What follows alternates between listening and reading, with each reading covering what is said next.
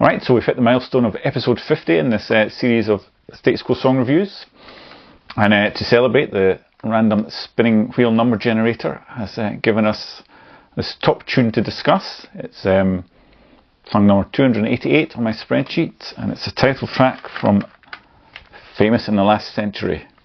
So yes, after the success of the Don't Stop album, the record company wanted another set of covers that they could easily market to Joe Public and make some easy money with little effort. And unfortunately, the band meekly agreed to this and churned out Famous in the Last Century. And I think it was the manager's idea that they call it that, obviously hoping to cash in with all the chat at the time of the new millennium.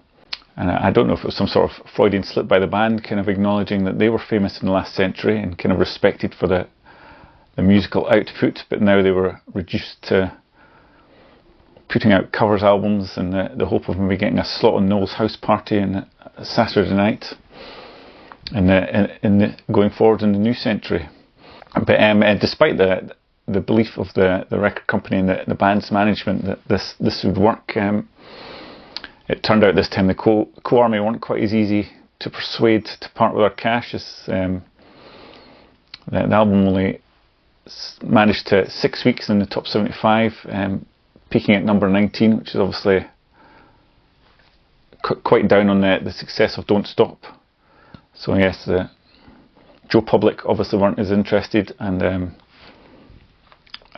people like me in the Quo Army weren't so keen, although I do have a copy now.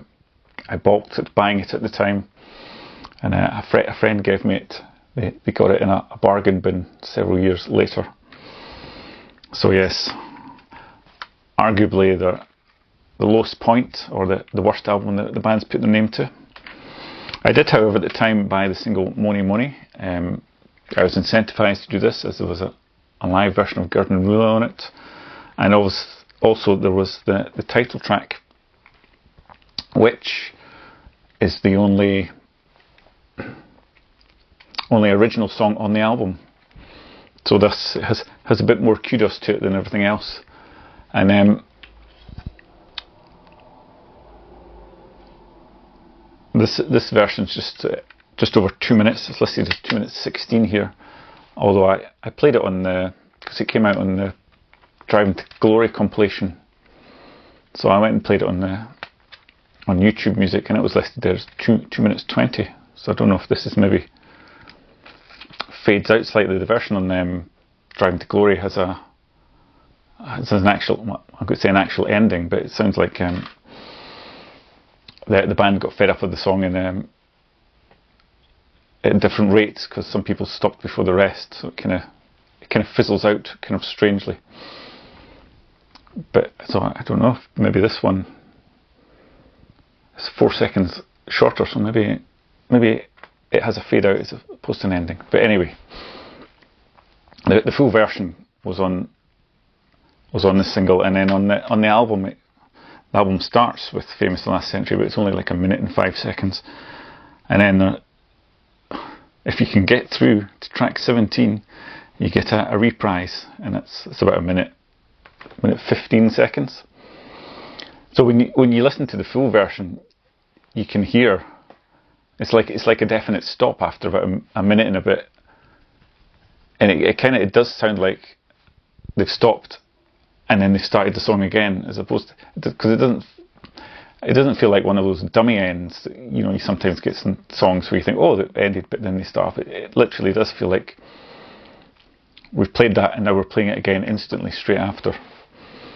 But as for the song itself, lyrically, obviously, it's sort of like I did the video for I Love Rock and Roll a couple of weeks ago, and that was full of references to old kind of 50s songs and things, where this is kind of the same, but it seems to be references to old 50s artists.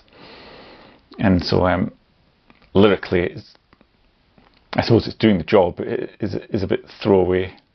But musically, it's not too bad. It's quite a nice opening riff, and it's just into a usual kind of Status Quo little beat. I mean, it's nothing exciting. It doesn't get the heart racing or anything, but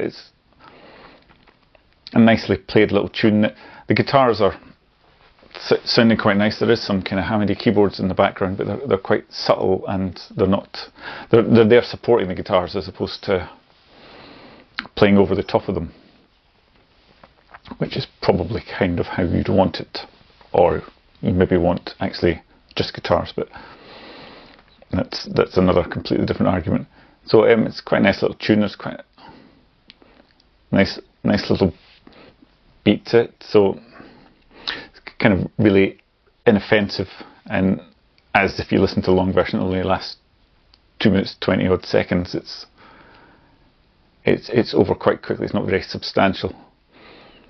So I don't know if they felt they needed to have a title track for the album, or if so they went and set about we'll write one, or if maybe when they got presented with the idea of the album called Famous in the Last Century, it sort of inspired. It was Andy Bown wrote this one, inspired them to write said track.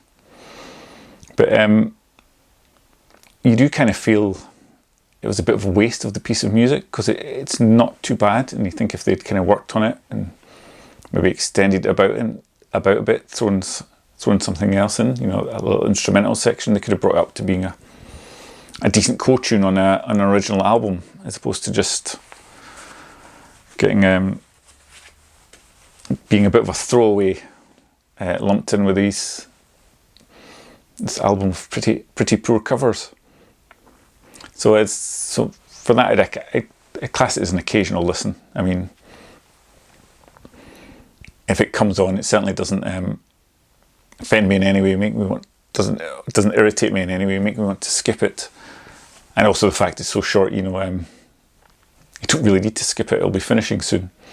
But it's a pleasant enough little ditty. It's not, the song doesn't detract from their catalogue in any way, unlike the rest of the album probably does. So yeah, I'll just put that down as an occasional listen, and hopefully next week when we come back with episode 51, we're talking about a better song from a better period of the band's history.